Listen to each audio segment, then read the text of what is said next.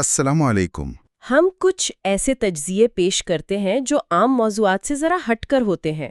آج ہم نبی آخر الزماں حضرت محمد رسول اللہ صلی اللہ علیہ وآلہ وسلم کے وصال یعنی اس دنیا سے پردہ فرمانے کے آخری لمحات اور واقعات کا تفصیلی جائزہ لیں گے۔ وعلیکم السلام۔ یہ ایک نہایت حساس اور جذباتی موضوع ہے، اور ہم کوشش کریں گے کہ جو معلومات دستیاب ہیں ان کی روشنی میں ان واقعات کو سمجھا جائے۔ جی بالکل، یہ واقعات سیرت کا ایک بہت اہم باب ہیں، نہ صرف تاریخی لحاظ سے بلکہ ایمانی کیفیات پر بھی ان کا گہرا اثر پڑتا ہے۔ صحیح۔ یہ وہ لمحات تھے جنہوں نے آپ کہہ لیں تاریخ کا رخ موڑا اور امت کے لیے صبر اور استقامت کا ایک پیغام چھوڑا۔ تو آج ہم ان لمحات کی بات کریں گے جو آپ صلی اللہ علیہ وسلم کی آخری بیماری سے لے کر وصال تک پیش آئے۔ جی بالکل، اسی پر توجہ رہے گی۔ اچھا، تو اس سارے سلسلے کو سمجھنے کے لیے میرا خیال ہے ہمیں تھوڑا پیچھے جانا پڑے گا، شاید خیبر کے واقعے تک۔ ہاں، یہ ایک اہم پس منظر ہے۔ خیبر جب فتح ہوا تو اس کے بعد زینب نامی ایک یہودی عورت نے آپ صلی اللہ علیہ وآلہ وسلم کو بھنی ہوئی بکری کا گوشت تحفے میں بھیجا۔ اور یہ جان کر بھیجا کہ آپ صلی اللہ علیہ وسلم کو بکری کا گوشت خاص طور پر دستی یعنی بازو کا حصہ پسند تھا۔ جی، لیکن اس تحفے کے پیچھے نیت وہ ٹھیک نہیں تھی۔ زینب نے گوشت میں اور خاص طور پر دستیوں میں بہت شدید قسم کا زہر ملا دیا تھا۔ اوہ! نبی کریم صلی اللہ علیہ وآلہ وسلم نے ایک لقمہ لیا، لیکن آپ صلی اللہ علیہ وآلہ وسلم کو فوراً ہی اندازہ ہو گیا کہ اس میں کچھ گڑبڑ ہے، زہر ہے۔ فوراً محسوس کر لیا آپ صلی اللہ علیہ وسلم نے۔ اور آپ صلی اللہ علیہ وسلم نے اسے فوراً اگل دیا۔ لیکن اسی دوران آپ صلی اللہ علیہ وآلہ وسلم کے ایک صحابی تھے، حضرت بشر ابن برا رضی اللہ تعالیٰ عنہ۔ جی، انہوں نے بھی اسی دسترخوان سے کچھ گوشت کھا لیا تھا، اور افسوس کہ اسی زہر کے اثر سے کچھ عرصے بعد ان کی شہادت واقع ہوئی۔ انا للہ۔ اچھا، تو پھر زینب کا کیا ہوا؟ اس سے پوچھا گیا؟ ہاں، جب اس سے پوچھا گیا تو اس نے صاف صاف اعتراف کر لیا کہ ہاں، میں نے زہر ملایا تھا، اور وجہ بھی بتائی، بدلہ لینا۔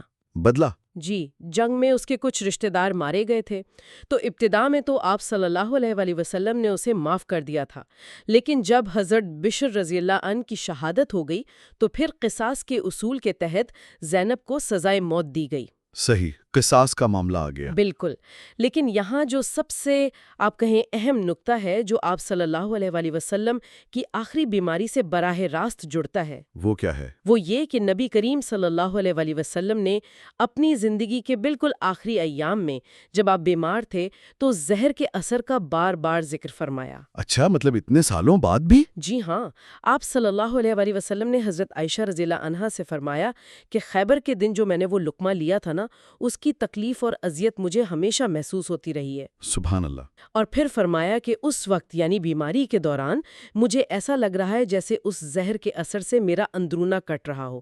مطلب آپ صلی اللہ علیہ وآلہ وسلم بہت شدید تکلیف محسوس کرتے رہے۔ یعنی وہ تکلیف جسمانی طور پر موجود رہی آخر تک۔ جی، یہ بات سمجھنا بہت ضروری ہے ان آخری ایام کی کیفیت کو جاننے کے لیے۔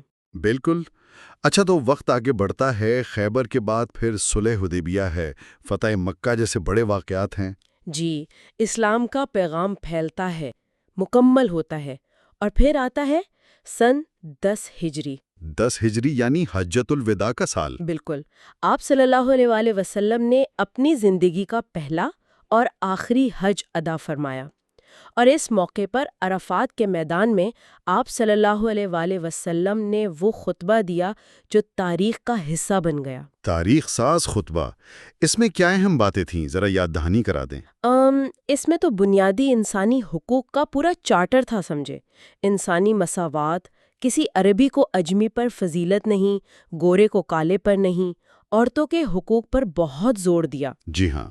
غلاموں سے حسن سلوک کی تلقین کی، سود کو ہمیشہ کے لیے حرام قرار دیا، جان، مال، عزت کی حرمت کا اعلان کیا۔ یہ ایک مکمل ضابطۂ حیات تھا جو قیامت تک کے لیے ہے۔ اور اسی خطبے میں وہ الفاظ بھی تھے نا جس نے صحابہ اکرام کو رلا دیا تھا۔ ہاں، وہ بہت ہی جذباتی لمحہ تھا۔ آپ صلی اللہ علیہ وسلم نے فرمایا، اے لوگو، میری باتیں غور سے سنو، شاید اس سال کے بعد میں تم سے اس مقام پر کبھی نہ مل سکوں۔ اوہ، یہ تو واضح اشارہ تھا۔ جی، یہ ایک الوداعی پیغام تھا۔ صحابہ کرام سمجھ گئے تھے کہ شاید جدائی کا وقت قریب ہے۔ ان پر ایک عجیب کیفیت طاری ہو گئی تھی۔ یقیناً۔ اچھا، تو حج سے واپسی کے بعد کیا ہوا؟ بیماری کب شروع ہوئی؟ حج سے واپسی کو تقریباً کوئی 3 مہینے گزرے تھے۔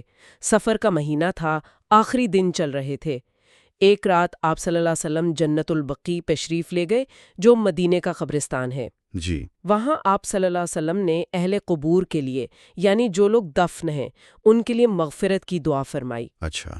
واپسی پر اگلی صبح سے آپ صلی اللہ علیہ وسلم کو سر میں درد کی شکایت شروع ہوئی۔ وہیں سے آغاز ہوا۔ جی، پہلے ہلکا سر درد تھا، لیکن پھر یہ آہستہ آہستہ بڑھتا چلا گیا، اور یہی بیماری پھر آپ صلی اللہ علیہ وسلم کی آخری بیماری ثابت ہوئی۔ حضرت عائشہ رضی اللہ عنہا کی روایت ہے نا اس بارے میں کہ وہ دم کیا کرتی تھیں۔ جی بالکل۔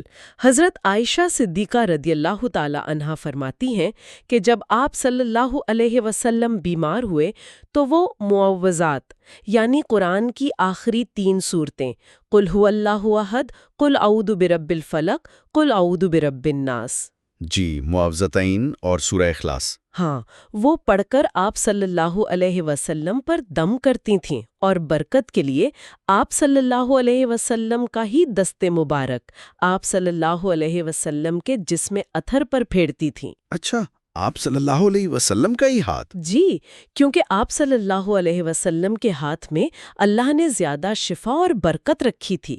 لیکن اسی دوران حضرت عائشہ یہ بھی فرماتی ہیں کہ آپ صلی اللہ علیہ وسلم نے پھر سے وہ خیبر والے زہر کی تکلیف کا ذکر بہت شدت سے فرمایا۔ پھر سے بیماری کی حالت میں؟ جی، اس سے اندازہ ہوتا ہے کہ وہ تکلیف کتنی حقیقی اور مسلسل تھی۔ جسمانی طور پر آپ صلی اللہ علیہ وسلم کو وہ اذیت آخر وقت تک محسوس ہوتی رہی۔ اللہ اکبر۔ لیکن بیماری کے باوجود آپ مسجد تشریف لاتے رہے کچھ دن؟ جی ہاں، یہ آپ صلی اللہ علیہ وسلم کی ہمت اور نماز سے محبت تھی۔ اگلے کچھ دن، شاید 5 دن کے قریب، آپ مسجد تشریف لاتے رہے، حالانکہ سر مبارک پر پٹی بندی ہوتی تھی، کمزوری بھی تھی۔ اور اسی دوران آپ نے کچھ خطبات بھی دیے۔ جی، اپنے آخری خطبات میں سے ایک میں آپ صلی اللہ علیہ وآلہ وسلم نے شہدائے احد کے لیے دعا فرمائی اور ایک بہت اہم بات کہی۔ کیا بات تھی وہ؟ آپ صلی اللہ علیہ وآلہ وسلم نے فرمایا کہ اللہ نے اپنے ایک بندے کو اختیار دیا ہے کہ چاہے تو دنیا کی نعمتیں چن لے اور چاہے تو وہ چن لے جو اللہ کے پاس ہے، تو اس بندے نے وہ چنا جو اللہ کے پاس ہے۔ اوہ، یہ سن کر تو حضرت ابو بکر… بالکل، یہ سن کر حضرت ابو بکر صدیق رضی اللہ عنہ فوراً رو پڑے۔ وہ سمجھ گئے کہ وہ بندہ کون ہے۔ آپ صلی اللہ علیہ وآلہ وسلم اپنے وصال کا اشارہ فرما رہے ہیں، سبحان اللہ۔ ان کی سمجھ اور محبت۔ جی۔ اور اسی موقع پر آپ صلی اللہ علیہ وآلہ وسلم نے حضرت ابو بکر کی فضیلت بھی بیان کی۔ فرمایا کہ اگر میں اپنی امت میں سے کسی کو خلیل بناتا۔ خلیل یعنی گہرا ترین دوست؟ جی، محبت اور قربت کا سب سے اعلیٰ درجہ۔ تو فرمایا کہ اگر میں کسی کو خلیل بناتا تو ابو بکر کو بناتا، لیکن ہمارے درمیان اسلامی اخوت یعنی بھائی چارہ ہی کافی ہے۔ اور پھر وہ فیصلہ کن حکم دیا آپ صلی اللہ علیہ وآلہ وسلم نے نماز کے بارے میں؟ ہاں، مرو ابا بکرن فلیصلی بالناس، ابو بکر سے کہو کہ وہ لوگوں کو نماز پڑھائیں۔ حضرت عائشہ رضی اللہ نے کچھ عرض کیا تھا اس پر؟ جی، حضرت عائشہ جو حضرت ابو بکر رضی اللہ تعالیٰ کی بیٹی بھی تھیں، انہوں نے شفقت پدری میں عرض کیا کہ یا رسول اللہ، میرے والد بہت نرم دل ہیں، جب وہ آپ کی جگہ کھڑے ہوں گے تو رو پڑیں گے، قرآن نہیں پڑھ سکیں گے، آپ کسی اور کو حکم دے دیں۔ لیکن آپ صلی اللہ علیہ وسلم نے… آپ صلی اللہ علیہ وسلم نے دوبارہ وہی حکم دیا، تیسری بار بھی اصرار فرمایا کہ نہیں، ابو بکر ہی نماز پڑھائیں۔ یہ ایک طرح سے امت کی قیادت کے لیے حضرت ابو بکر رضی اللہ تعالیٰ کی طرف واضح اشارہ تھا، ان کی نامزدگی تھی۔ صحیح، ہاں، گویا جانشینی کا اشارہ دے دیا۔ بالکل۔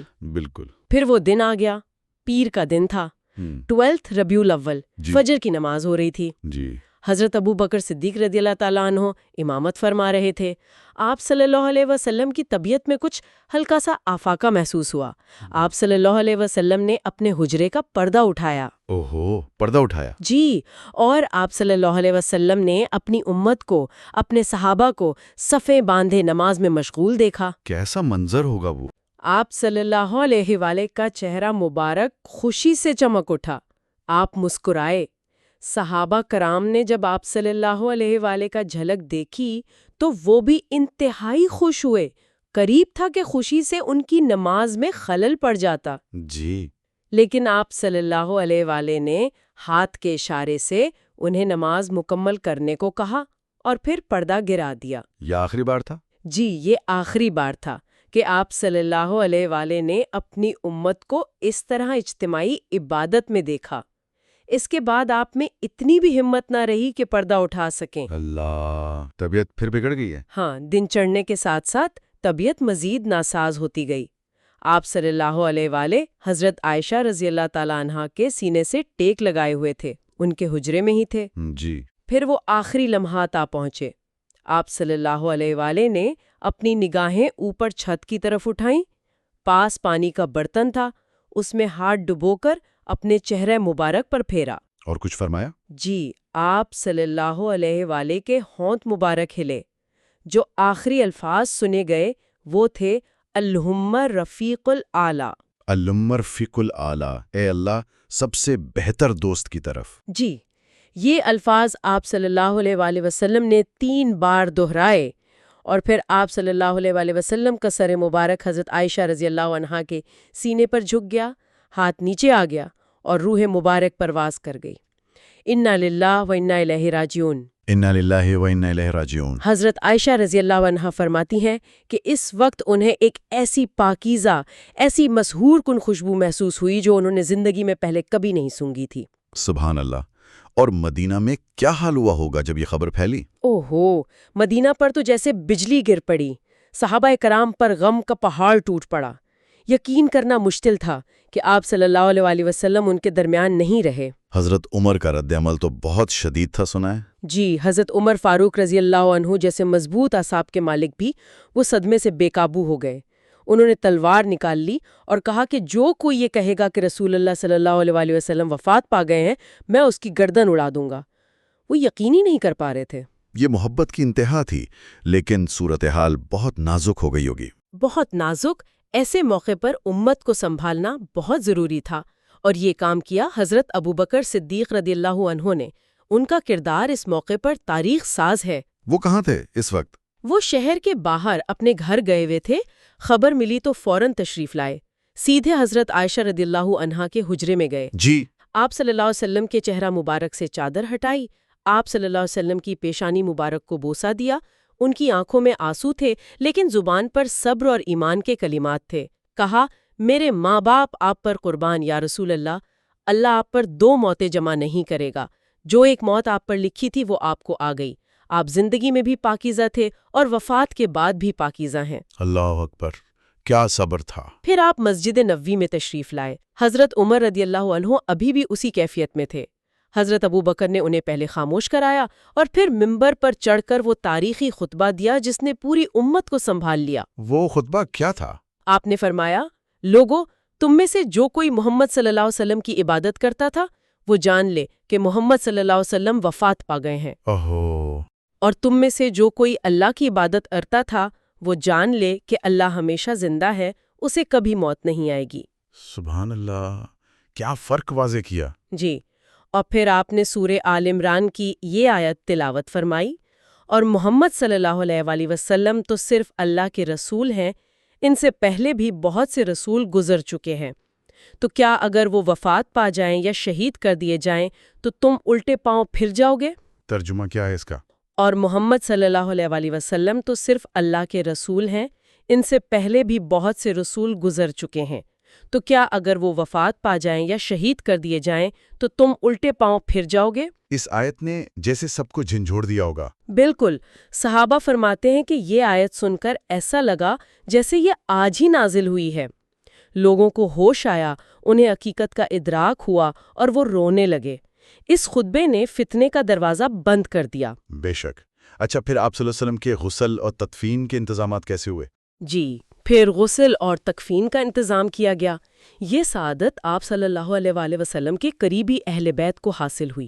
حضرت علی رضی اللہ عنہ، حضرت عباس رضی اللہ عنہ اور ان کے بیٹے فضل اور قسم، اور آپ صلی اللہ علیہ وآلہ وسلم کے آزاد کردہ غلام حضرت شکران رضی اللہ عنہ، انہوں نے غسل دیا۔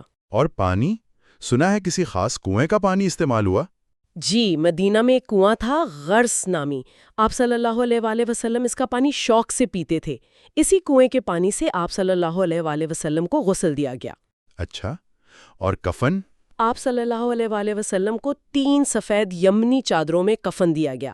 ان میں قمیص یا عمامہ شامل نہیں تھا. اور تدفین کہاں ہوئی؟ اس پر کوئی اختلاف تھا؟ ہاں، اس پر تھوڑا سا اختلاف ہوا کہ آپ صلی اللہ علیہ وآلہ وسلم کو کہاں دفن کیا جائے. کچھ کی رائے تھی کہ مسجد میں، کچھ کی رائے تھی کہ جنت البقیع میں. تو فیصلہ کیسے ہوا؟ فیصلہ پھر حضرت ابوبکر صدیق رضی اللہ عنہ کی ایک حدیث سے ہوا. انہوں نے فرمایا کہ میں نے رسول اللہ صلی اللہ علیہ وآلہ وسلم سے سنا ہے کہ کوئی نبی جہاں وفات پاتا ہے اسے وہیں دفن کیا جاتا ہے. اچھا، یہ حدیث تھی؟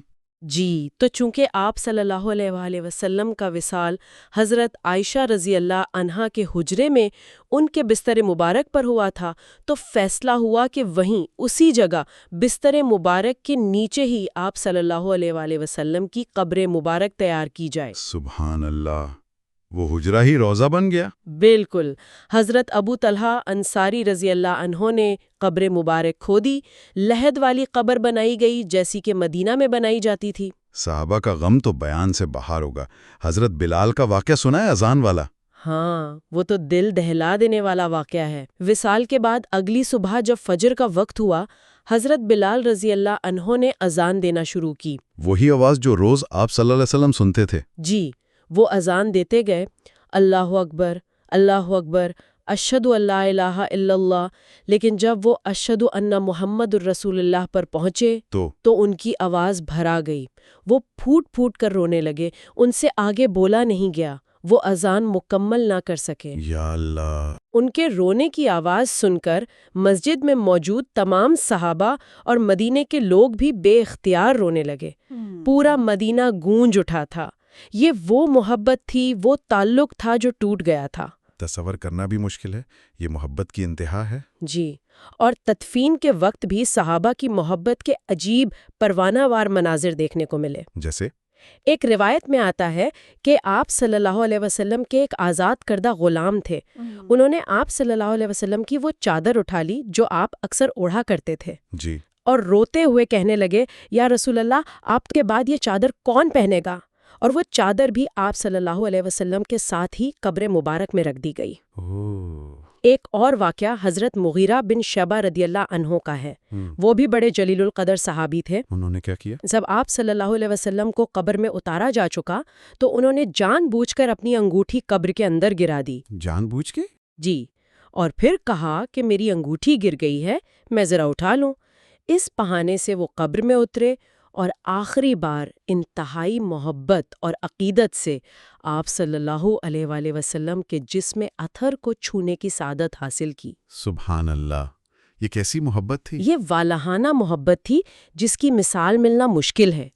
ان کے لیے آپ صلی اللہ علیہ وآلہ وسلم کی ذات کیا تھی، اس کا اندازہ ان واقعات سے ہوتا ہے. بالکل. اور ایک اور اہم بات، آپ صلی اللہ علیہ وآلہ وسلم نے وراثت میں کیا چھوڑا؟ یہ ایک نہایت ہی اہم نقطہ ہے. نبی کریم صلی اللہ علیہ وآلہ وسلم نے اپنی میراث میں کوئی درہم و دینار، کوئی سونا چاندی، کوئی زمین جائیداد، کوئی غلام، کوئی لونڈی، کوئی مویشی، کچھ نہیں چھوڑا. کچھ بھی نہیں؟ کچھ بھی نہیں. حتیٰ کہ آپ صلی اللہ علیہ وآلہ وسلم کی جو زرہ مبارک تھی وہ بھی وفات کے وقت ایک یہودی کے پاس کچھ جو کے عوض رہن رکھی ہوئی تھی. اللہ اکبر! آپ صلی اللہ علیہ وآلہ وسلم نے جو کچھ پایا وہ اللہ کی راہ میں خرچ کر دیا یا امت کی ضروریات پر لگا دیا. یہ ہے ایک نبی کی شان، دنیا سے مکمل بے رغبتی اور سادگی کی وہ مثال جو رہتی دنیا تک قائم رہے گی. بے شک. اچھا، تو آپ صلی اللہ علیہ وآلہ وسلم کی تدفین حضرت عائشہ کے حجرے میں ہوئی، پھر بعد میں؟ جی، بعد میں جب پہلے خلیفہ راشد حضرت ابوبکر صدیق رضی اللہ عنہ کی وفات کا وقت قریب آیا تو انہوں نے وصیت کی کہ انہیں بھی رسول اللہ صلی اللہ علیہ وسلم کے پہلو میں دفن کیا جائے. حضرت عائشہ رضی اللہ عنہا نے اجازت دے دی. اور پھر حضرت عمر بھی؟ جی، پھر جب دوسرے خلیفہ حضرت عمر فاروق رضی اللہ عنہ زخمی ہوئے اور وفات کا وقت آیا تو انہوں نے بھی حضرت عائشہ رضی اللہ عنہا سے اجازت طلب کی کہ انہیں بھی اپنے دونوں ساتھیوں کے پہلو میں جگہ مل جائے. حضرت عائشہ نے فرمایا کہ یہ جگہ میں نے اپنے لیے رکھی تھی، لیکن آج میں عمر کو اپنے آپ پر ترجیح دیتی ہوں. کیا ایثار تھا! بالکل. تو اس طرح آج روضہ اقدس کے اندر اس حجرہ مبارکہ میں یہی 3 مقدس قبریں موجود ہیں، نبی کریم صلی اللہ علیہ وسلم کی، حضرت ابوبکر صدیق کی اور حضرت عمر فاروق کی. ان قبروں کی اندر سے کیفیت کیسی ہے؟ کیا کسی نے دیکھا ہے؟ اس بارے میں حضرت قاسم بن محمد، جو حضرت ابوبکر کے پوتے اور حضرت عائشہ کے بھتیجے تھے، ان کی ایک روایت ملتی ہے. اچھا، انہوں نے کیا بتایا؟ وہ فرماتے ہیں کہ بچپن میں ایک بار انہوں نے اپنی پھوپھی حضرت عائشہ رضی اللہ تعالی عنہا سے فرمائش کی کہ مجھے نبی کریم صلی اللہ علیہ اور آپ کے دونوں ساتھیوں کی قبریں دکھائیں. تو حضرت عائشہ رضی اللہ تعالی عنہا نے دکھائیں؟ جی، انہوں نے حجرے کا پردہ یا دیوار ہٹا کر جیسا بھی انتظام تھا انہیں اندر جھانکوایا. حضرت قاسم رضی اللہ تعالی عنہ فرماتے ہیں کہ میں نے دیکھا کہ فرش پر سرخ رنگ کی مٹی بچھی ہوئی تھی. قبریں بہت اونچی نہیں تھیں، زمین کے تقریباً برابر ہی تھیں، نہ زیادہ ابری ہوئی نہ بالکل ہموار. اچھا، اور کچھ؟ وہ یہ بھی کہتے ہیں کہ مجھے ایسا محسوس ہوا کہ وہاں چوتھی قبر کی بھی گنجائش موجود ہے. چوتھی قبر کی جگہ؟ اس کا کیا مطلب؟ اس بارے میں بعض روایات میں اشارہ ملتا ہے. ایک مشہور روایت ہے، اگرچہ اس کی سند پر محدثین نے کلام کیا ہے، کہ نبی کریم صلی اللہ علیہ نے فرمایا تھا کہ حضرت عیسیٰ ابن مریم علیہ السلام جب آخری زمانے میں دنیا میں دوبارہ تشریف لائیں گے تو وہ وفات پائیں گے اور انہیں میری قبر کے قریب دفن کیا جائے گا. اچھا، اور فرمایا کہ قیامت کے دن میں، ابوبکر، عمر اور عیسیٰ ابن مریم ایک ہی جگہ سے اٹھیں گے. تو بعض علماء کا خیال ہے کہ شاید وہ چوتھی جگہ اسی مقصد کے لیے ہے. واللہ عالم بالصواب. یہ تو بڑی دلچسپ بات ہے. بہرحال یہ حجرہ اور یہ قبریں ہمیشہ سے مسلمانوں کے لیے انتہائی عزت و احترام کا مرکز رہی ہیں. جی ہاں، بے انتہا. اور ان کی حفاظت کا بھی اللہ تعالیٰ نے خود انتظام فرمایا ہے. ایک بڑا مشہور واقعہ ہے سلطان نور الدین زنگی کے دور کا. ہاں، وہ میں نے بھی سنا ہے، وہ خواب والا واقعہ. جی بالکل. یہ وصال نبوی صلی اللہ علیہ وسلم کے تقریباً 550 سال بعد کی بات ہے. سلطان نور الدین زنگی، جو بڑے نیک اور بہادر حکمران تھے، انہوں نے ایک رات خواب دیکھا. کیا دیکھا خواب میں؟ انہوں نے دیکھا کہ نبی کریم صلی اللہ علیہ وسلم ان کے خواب میں تشریف لائے ہیں اور 2 نیلگوں آنکھوں والے آدمیوں کی طرف اشارہ کر کے فرما رہے ہیں کہ مجھے ان دونوں سے بچاؤ، یہ مجھے تکلیف پہنچا رہے ہیں. اوہ، بڑا پریشان کن خواب ہوگا. بہت. سلطان فوراً بیدار ہوئے، بہت پریشان تھے، وضو کیا، نفل پڑھے، پھر سو گئے تو دوبارہ وہی خواب دیکھا. تیسری بار بھی وہی خواب دیکھا تو انہیں یقین ہو گیا کہ مدینہ میں کوئی گڑبڑ ہے، کوئی خطرہ ہے. تو پھر سلطان نے کیا کیا؟ وہ فوراً اپنے ایک نہایت متقی وزیر جمال الدین موصلی کو ساتھ لے کر، بہت سا مال و دولت لے کر، راتوں رات دمشق سے مدینہ کی طرف روانہ ہو گئے، کسی کو خبر نہ ہونے دی. اچھا، خفیہ طور پر گئے. جی. مدینہ پہنچ کر انہوں نے اعلان کیا کہ میں تمام اہل مدینہ میں تحائف تقسیم کرنا چاہتا ہوں، سب لوگ آئیں. مقصد کیا تھا اس کا؟ مقصد یہ تھا کہ وہ ان 2 چہروں کو تلاش کر سکیں جو انہوں نے خواب میں دیکھے تھے. لوگ آتے گئے، تحفہ لیتے گئے، لیکن وہ 2 آدمی نظر نہیں آئے. تو پھر سلطان نے گورنر سے پوچھا کہ کیا مدینہ کا ہر شہری آ چکا ہے؟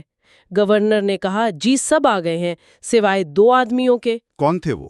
گورنر نے بتایا کہ وہ مراکش سے آئے ہوئے 2 حاجی ہیں، بظاہر بڑے نیک، پرہیزگار، دن رات عبادت کرتے ہیں، روضہ اقدس کے قریب ہی ایک مکان میں رہتے ہیں اور لوگوں کو صدقہ خیرات بھی بہت کرتے ہیں. بظاہر تو نیک لگ رہے تھے. جی. سلطان نے کہا انہیں بھی بلاؤ. جب وہ آئے تو سلطان نے انہیں دیکھتے ہی پہچان لیا. یہ وہی 2 چہرے تھے جو خواب میں دیکھے تھے. اللہ اکبر. سلطان نے ان سے سختی سے پوچھ گچھ کی. پہلے تو وہ مکرتے رہے، لیکن پھر ان کے گھر کی تلاشی کا حکم دیا. وہاں کیا ملا؟ وہاں ایک چٹائی بچھی تھی.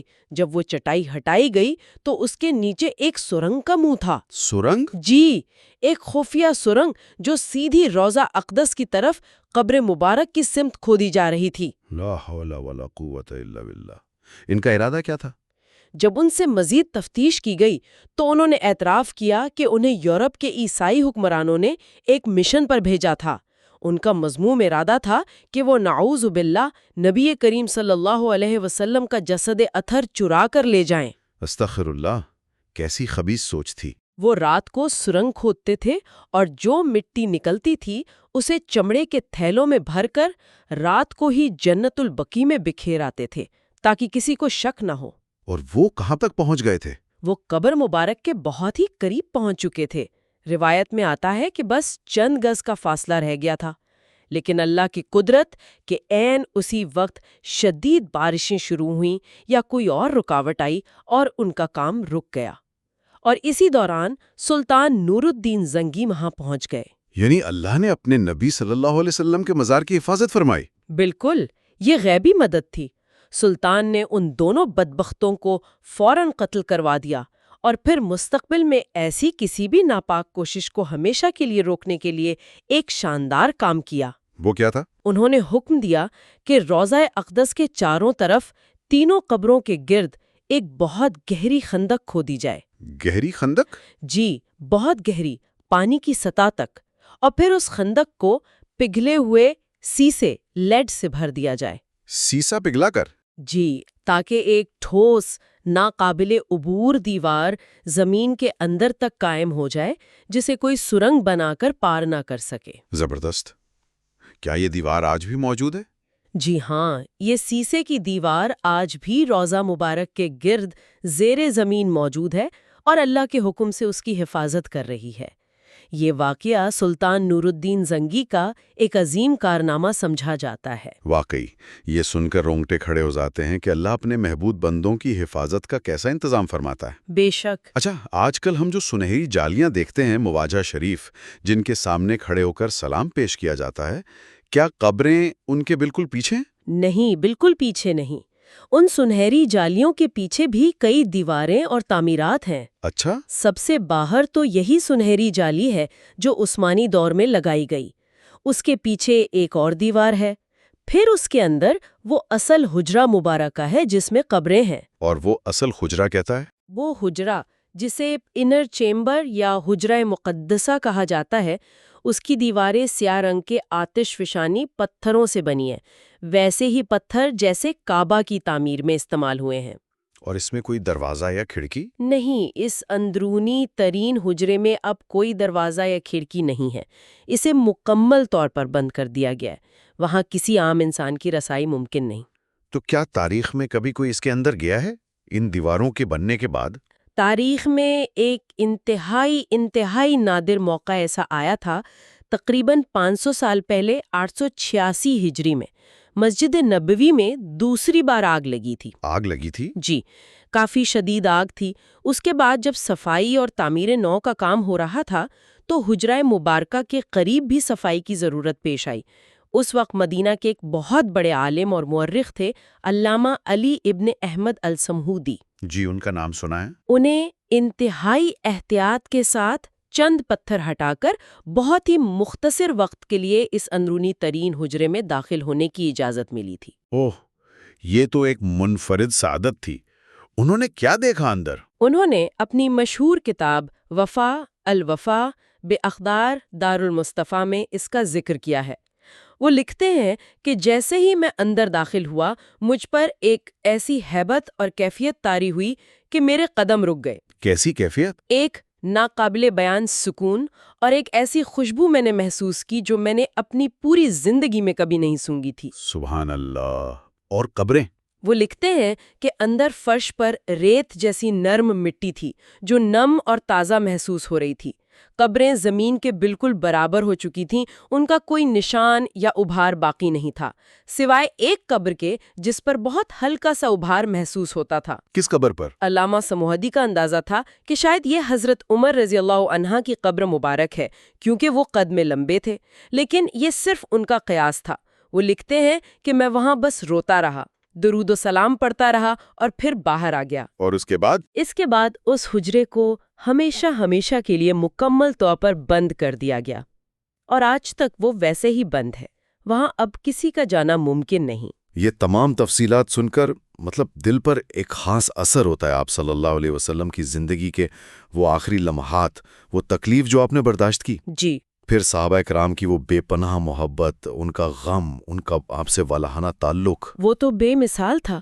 حضرت بشرا کا جانتے بوجھتے شاید وہ لقمہ کھا لینا، حضرت بلال کا اذان میں رو پڑنا، حضرت مغیرہ کا وہ آخری بار چھونے کی خواہش، یہ سب ظاہر کرتا ہے کہ نبی کریم صلی اللہ علیہ وسلم ان کی زندگیوں میں کیا مقام رکھتے تھے۔ وہ صرف ایک رہنما یا استاد نہیں تھے، وہ ان کی جان تھے، ان کا سب کچھ تھے۔ بالکل، وہ ان کی زندگی کا مرکز و محور تھے۔ اور پھر حضرت ابوبکر صدیق رضی اللہ تعالیٰ عنہ کا وہ کردار، اس مشکل ترین گھڑی میں امت کو سنبھالنا۔ اور پھر روزہ اقدس کی حفاظت کی یہ حیرت انگیز واقعات، سلطان نور الدین زنگی والا واقعہ، یہ سیسے کی دیوار۔ جی، یہ سب مل کر ایک ایسی تصویر بناتے ہیں جو ایمان کو تازہ کرتی ہے اور دل میں نبی کریم صلی اللہ علیہ وسلم کی عظمت اور محبت کو اور بڑھاتی ہے۔ اور یہ بات بھی بہت اہم ہے کہ آپ صلی اللہ علیہ وسلم دنیا سے کیسے گئے؟ بالکل خالی ہاتھ، سب کچھ اللہ کی راہ میں دے کر۔ امت کے لیے کیا پیغام ہے اس میں؟ اس میں دنیا کی حقیقت اور آخرت کی اہمیت کا پیغام ہے، سادگی کا، بے نیازی کا، اللہ پر توکل کا۔ ایک نبی کی زندگی کیسی ہونی چاہیے، اس کی یہ عملی مثال ہے۔ شاید یہاں سننے والوں کے لیے غور کرنے کی بات یہ ہے کہ 1400 سال سے زیادہ عرصہ گزرنے کے بعد بھی یہ واقعات، یہ سیرت، نبی کریم صلی اللہ علیہ وسلم کا ذکر آج بھی کس طرح ہمارے دلوں کو نرم کرتا ہے۔ جی، کس طرح آپ صلی اللہ علیہ وسلم کی محبت آج بھی کروڑوں مسلمانوں کے ایمان کا، ان کی شناخت کا بنیادی جز ہے۔ یہ تعلق وقت اور فاصلوں سے بالکل ماورا ہے۔ بالکل، یہ واقعات صرف ماضی کی تاریخ نہیں ہے، یہ زندہ حقیقتیں ہیں جو ہمیں ہر دور میں رہنمائی دیتی ہیں۔ یہ ہمیں آپ صلی اللہ علیہ وسلم کی عظمت، آپ صلی اللہ علیہ وسلم کی تعلیمات کی اہمیت اور صحابہ کرام کی قربانیوں اور ان کی محبت کی یاد دلاتی رہتی ہیں۔ ان لمحات کو یاد کرنا، ان پر غور کرنا، یہ ہمارے ایمان کو جلا بخشتا ہے اور ہمیں آپ صلی اللہ علیہ وسلم کی سنت پر چلنے کا شوق دلاتا ہے۔ بے شک، اللہ ہمیں عمل کی توفیق عطا فرمائے۔ آمین۔ تو یہ تھی ہماری آج کی گفتگو، نبی کریم صلی اللہ علیہ وسلم کے وصال کے آخری لمحات اور اس سے جڑے واقعات کے بارے میں۔ اگر آپ کو یہ گفتگو اچھی لگی ہو تو چینل کو سبسکرائب کریں اور اس ویڈیو کو اپنے دوستوں اور خاندان کے ساتھ شیئر کریں۔ لائک ضرور کیجیے گا۔ میلوڈی آف ڈیوائن چینل پہ رکنے کا، دیکھنے کا بہت شکریہ۔ اللہ حافظ۔ اللہ حافظ۔